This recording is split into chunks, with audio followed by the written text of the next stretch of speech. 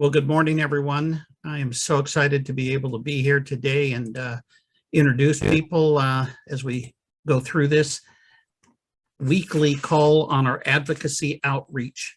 I just wanted to take a moment to tell you how excited we are to be able to have Jeff Miller as our advocacy chair. The chamber has a vision of enforcing and informing our members of all the different laws that are happening, things that are going on in the state of California. If there are some crazy laws being produced locally in a regional aspect or here in the city of Corona, Jeff will be bringing those things on up and sharing those. He works closely with our advocate outreach person, Jeff Gibson. I know the Jeffs may be a little confusing, but I want to focus in on Jeff Miller for just a moment. For those that are new to the call, Jeff Miller is a former elected state representative. He served our area as our state assembly member in Sacramento, but he never forgot where he came from. He would welcome our chamber and business people on up to the Capitol. He totally worked with both sides, all sides of the aisles in Sacramento to get some good legislation that was fair and equitable for the employer as well as employees. He understands what you go through on a daily basis with paying bills, how to pay an electric bill, or how do you cover your workers' comp, because he's also a small business owner. Jeff has run his own very successful insurance brokerage firm for numerous years, even while he was serving on the city council and as mayor and as the elected state representative. Ladies and gentlemen, please welcome the Honorable Jeff Miller. Thank you, Bobby. Can everybody hear me okay? Good. Well, it's an honor to be chair of the Legislative Action Committee. Let's get right into it. We got some interesting bills to cover today, and our event today is sponsored by our own Corona Regional Medical Center. Corona Regional Medical Center is a 259-bed community hospital network. It is certified by the Joint Commission, employs more than 1,200 trained healthcare workers, and has a medical staff of approximately 347 physicians representing more than 40 different specialties. Corona Regional Medical Center is a professional staff that works around the clock and cares so much for individuals. Thank you, CRMC, for sponsoring this meeting. And I enjoyed my 10 years that I served on your governing board back in the day. So thank you, Corona Regional Medical Center. With that, I'd like to kick it off to the chair of the chairperson hold on one second. My phone shut off. Okay. I'd like to hand it off to Paul Bender, chair of our chamber. Thank you, Jeff. Thank you so much. There's only one thing I want to say today, and that's happy 21st anniversary to our very own Bobby Spiegel. He joined the chamber 21 years ago today, and we cannot imagine Corona Chamber without him. So he better clone himself or do something, right? Just want to thank him for all the hard work. As everybody knows, he works 7 days a week, almost 24 hours a day. I think he does get a couple of hours sleep in here and there. But he just bleeds Corona Chamber. He's so passionate and caring about all our businesses, about employees as well. So I just want to thank him on behalf of the Corona Chamber, our membership, and the city of Corona as well. I mean, you really make this city, Bobby. Thank you. Thank you, Paul Bender. It's very kind. Thank you, Paul Bender. Thank you very much. With that, there's a little chat button on the bottom of your screen there. If you have any questions, please click that button, send it in to us, and we'll get your questions answered. With that, I'd like to turn it over to Bobby for some announcements. Absolutely. Thank you so much, Jeff. Thank you, Paul Bender. 21 years, I'm finally legal, I think, so that's good. So the first thing that I want to do is bring your attention to an SB 1383 seminar. This is been passed by and is supposed to be put into law for all of us to act on. It's called the Organic Waste Reduction Requirements. And we have an in-person as well as an online version tomorrow at 7 to 8:30 in the morning. You can register. It is free to attend. This is going to be a partnership with the City of Corona, the Chamber of Commerce, and Waste Management, along with the Department of Water and Power. It starts tomorrow from 7 a.m. till 8:30 here at the Chamber. Please register at bit.ly/waste recycling 22. The next one is we've got an active shooter response training on Monday, May 16th at 7 a.m. till 9 a.m. here at the Chamber of Commerce office. It is free to attend. Again, this is a partnership that is done with the City of Corona, with the Corona Police Department, and the Chamber of Commerce. Again, that bit.ly would be response training. And if you register, there is limited spacing on this, limited seating, I'm sorry, for you to attend, but we would encourage all of you to do this. Sergeant Dan Hackett with Corona PD will be giving us life-saving tips. And we just want you all prepared and knowing what's going on. So again, that is the active shooter response training on Monday, the 16th. Our next slide will show our Good Morning Corona breakfast. And we are very excited to have a brand new assembly district. I've lived in Corona since 1958, and I believe it's the first time we've ever had two solid different state assembly districts that will be taking care of our community. I know for a number of years we had a secondary assembly district that was there, but just on a very small sliver of Corona. This is a huge part, and it is brand new, and there are 3 dynamic individuals that are seeking your vote.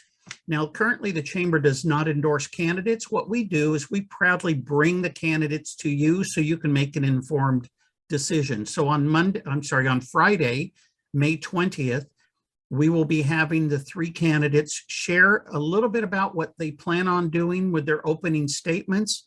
We'll have some questions that we're going to be asking them, and then we're going to open it up for the people in attendance to ask questions. So that is up at Eagle Glen Golf Club. We register, check in at 6:30 in the morning. It's a fun day. Please outreach, and you can register with bit.ly/GMC May 2022. And I wanted to go ahead and before I turn it over to Jeff, I know that since Paul Bender mentioned that I've been here a number of years, I just kind of want to let you know why people join our chamber and just the different things that we offer. The Chamber, Corona Chamber, is a broad-based business organization with almost 800 members representing 45,000 jobs. We're a catalyst for business, a convener of leaders and influencers to get things done. We're champions for a thriving community, and we exist to accomplish our core competencies, which are strengthen the local economy, represent the interest of business with government. We promote political action and advocacy, like what today's call is all about. We promote community, how great it is to live and work in Corona, to be able to function here. And we build business relationships with everything that we do. Now, why am I so excited to be running the chamber? Every single day, it's a different opportunity out there. I get to meet with all of you individually. I have heard many horror stories, but also many success stories, and I thrive on helping people succeed. We're here to create jobs and build a stronger local community. With that, I'm going to turn it back over to Jeff Miller. Thank you, Bobby. I couldn't have said that any better. So thank you for all you've done for so many years. The chamber is one of the leading chambers in the whole state. And it's because of your effort and your staff's efforts. So we're very, very appreciative. Before I introduce Jeff Gibson, I'm going to ask Brad West from Office of Assembly Member Sabrina Cervantes to give us any quick updates from his office. And before I do that, I just want to thank again the nonprofits that are on the call.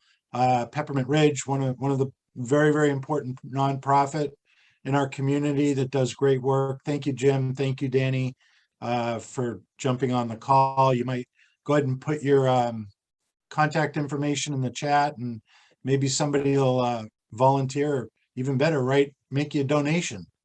So thank you. With that, Brad West, anything from your office, Brad? Yeah, good morning, everybody. I just want to highlight a quick event we're going to be having next Thursday, May 19th at 6 p.m. We're partnering with AAA and hosting a home insurance 101 workshop. This is kind of an outgrowth on our webinars regarding rental assistance, mortgage relief, and then the home buyers workshop.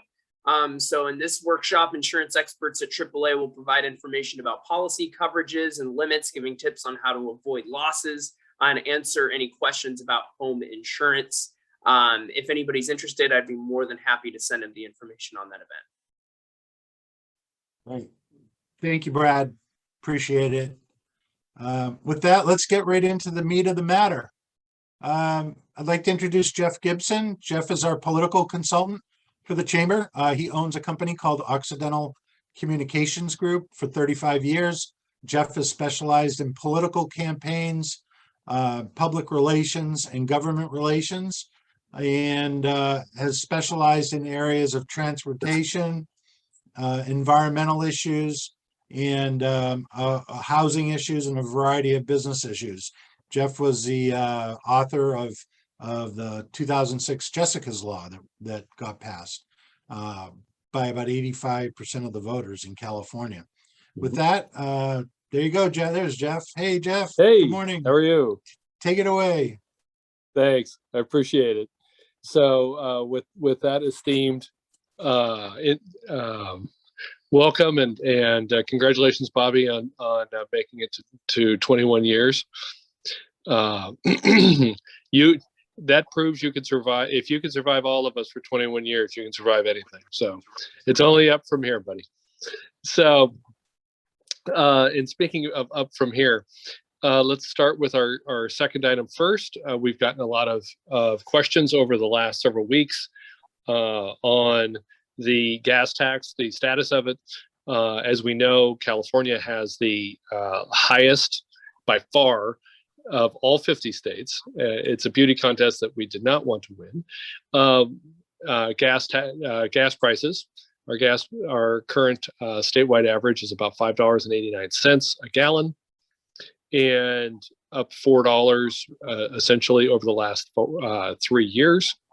And the main reason for that is SB1 and intervening legislation since then. As you remember, we worked very hard to try and defeat SB1, not because we did not want to be paying our fair share for road improvements through the gas tax, but because SB1 bars almost all new road building and most road maintenance. And so when you are and so now that the nature of the gas tax has changed and the increases are automatic, in violation of Prop 218, which our city lives under, our county lives under, and our state lives under, in which every other tax has to show. For instance, when you go to the city of Corona, you may agree or disagree with the amount that you pay for a permit, but there is a report in the city that the city, and Jeff Miller has gone through this for a number of years. Bobby Spiegel's gone through this, where in public, the city council has to accept a report that shows if it costs you $100 to get a building permit in Corona, which everyone would love if it cost only $100, that it costs the city $100 to provide that permit. The gas tax does not operate on the same principle that it costs 54. For instance, starting July 1st, we will have a 54-cent gas tax in the state, not counting sales tax, which is based on the net cost of gasoline. So when you're not just paying 3 cents, but you're also paying an additional 3 cents, you're also paying an additional 8% on top, or 9% or 10% wherever you buy the gasoline in sales tax. We are perfectly fine with paying our fair share to get our roads completed. The problem is, and this is the fight within the legislature on this, or what we tried to have a fight on, was that by May 1st, the legislature had to act to delay, not end, but delay the automatic increase of the gas tax. And the only grounds that there could be were a price emergency or other emergency within the state of California. Seeing that we have the highest inflation rate in the nation, seeing that we have the highest inflation rate in the last 42 years, would seem to indicate that this was an appropriate time for an emergency. The state legislature decided to start to negotiate in the legislature that instead of delaying the increase in the gas tax, which this year will be 3 cents, as determined by the California Air Resources Board, which is one of the reasons we track the California Air Resources Board activity, because it has a bottom line impact on all of us, is the legislature and the governor have decided to try and put together a refund for all California residents, whether you own a car or not, of in between $200 and $400. Now, since the stock market has I won't say collapsed, that's a loaded word, but it's down 22% for the year, and 80% of our revenue surplus is generated by taxes based upon stock and other asset sales. The surplus could very well be much, much smaller or gone by next July. That is one of the concerns that budget writers have right now in Sacramento, which means that the $400 that was bandied about on March 1st has already become, after now that May 1st has passed, we're looking at a $200 check, and that would be based upon whether or not you are below the poverty line or not, which anyway, as you can see, there's not going to be much relief coming. So that means that on July 1st, unfortunately, the gas tax will be increasing to 54 cents and will be at 54 cents until next year, when it looks like it'll be going up at least another 3 to 4 cents again. So the excuse has been that road repairs are necessary, and so therefore the tax increase is necessary. And yet, whether the tax increase goes through or not, the state's apportionment of road money will not change. So there isn't, like we said, there isn't a connection. City councils have to prove that there's a connection between a fee charged and an increase in services. And unfortunately, the state has much like Congress does on a number of their codes and laws, has left themselves immune to their own codes. So before we go on to the next bill, I'm happy to entertain any discussion that you may have. Thank you, Jeff. Anthony? There are no questions at the moment. Jeff, did you have a comment? I did not. Okay. All right. So stunned you into silence. You might be diving for that extra 3 cents a gallon in your couch cushions. So moving on to AB 1001 by Democrat Assemblymember Christina Garcia, a Democrat from Los Angeles County, basically the Downey Long Beach area.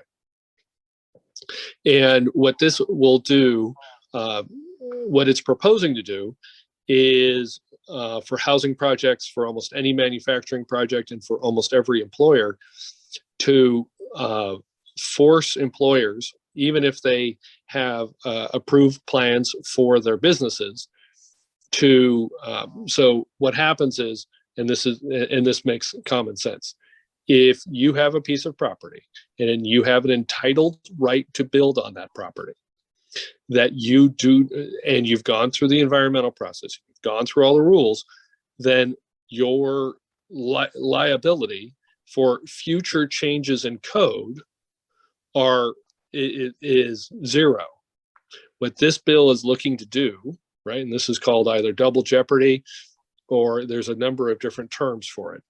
The What this bill is attempting to do only on employers, property owners, etc., is to remove that safeguard so that on an ongoing basis, if you have a housing project, you no longer, or any sort of development project, you no longer have an entitled right. That if the legislature or a local agency or a private attorney general action enforced by a judge decides that your project is going to cause some sort of environmental harm, that you would have to reach a settlement with groups that would be named by a judge and enact on your location before you took any other development activity to mitigate, and you have to do it on site. So for instance, the city of Corona is facing an effort by the state to actually take over its development rights. This is something that we've been tracking through the legislature. It's called a social housing bill. And what would happen is the state could come in and say that Corona is not developing homes fast enough. And so the state would take over in a social housing program and say, okay, we're going to take over an area that is zone commercial. Let's just pick something, the mall, because it's the downtown Corona Mall. The state could come in and say, we are going to impose a housing solution there that would increase the density up to 100 units an acre. And we are going to build it as the state. We are going to run it as the state at such time. Well, if the city of Corona came in and said, well, wait, you told us to build 6,000 units. We have 6,000 units entitled. The state could then still come in and say, well, no, you don't, because you have private attorney general actions, or all of those entitlements were made last year. And this year, we have new environmental rules. And so therefore, all of your projects have to go through a new entitlement process. This is a disaster. Everybody wants to protect the environment. No one wants anyone to be dislocated or harmed by ongoing development.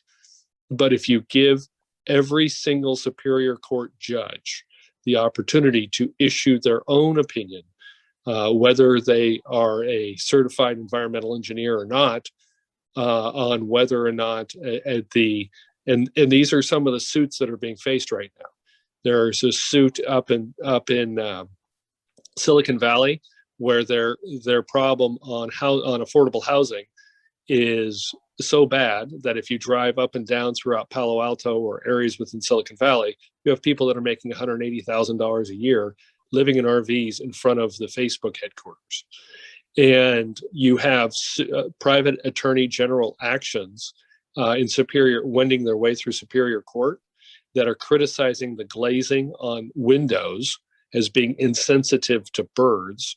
You have another lawsuit that is claiming that because the chemicals within every piece of wood that is going into an apartment complex cannot be verified individually and completely, that's a violation of the California Environmental Quality Act. So these are very real precedent-setting cases. What this bill is trying to do is to cram all of those cases together, pass them through as law. And as we talk about, it's very easy to pass a law. It's nearly impossible to remove it. And so this would take individual cases that are wending their way through court and give the opportunity to every single group in town to justify why they would be suing a city, suing a existing employer. You could have an employee say, well, you know what, you just built out my office. And in one case, this was a case. And I think that the plywood you used in the wall has formaldehyde in it, because I'm going to reveal a secret here. All plywood has formaldehyde in it. It is a binder in 100% of plywood. And it off gases while it's sitting in the sun waiting to get to where you are. Well, in the case that I'm citing, there was no plywood in the wall, but it took 18 months wending its way through court for the employer to prove that no, that was a steel framed wall with drywall on it. And so these are the problems that we're facing. So right now, this bill it's taking amendments. One of the co-authors is the Assembly Majority Leader. We've dealt with several of her bills in the past. And so this is something that we're very actively opposing. The Cal Chamber has a job killer tag on it as well. And so this is something we're monitoring very closely, if there are any questions. Thank you, Jeff. There are no questions. I've stunned you into absolute silence. Okay, well, in the positive- interest of time, I'll pass it back to Jeff. Thank you, Jeff. Thank you very much. I mean, these are the type of bills that we cover. These, for years, we've been fighting Sacramento taking over control of our local elected officials' decisions for our local community. And this is just another example of where that will play out. We want our local elected officials to decide how our community is going to be built, not some bureaucrat or some elected up in Sacramento that has no idea anything about Corona. So it's been an ongoing battle. And, these are the type of bills that we'll bring forward.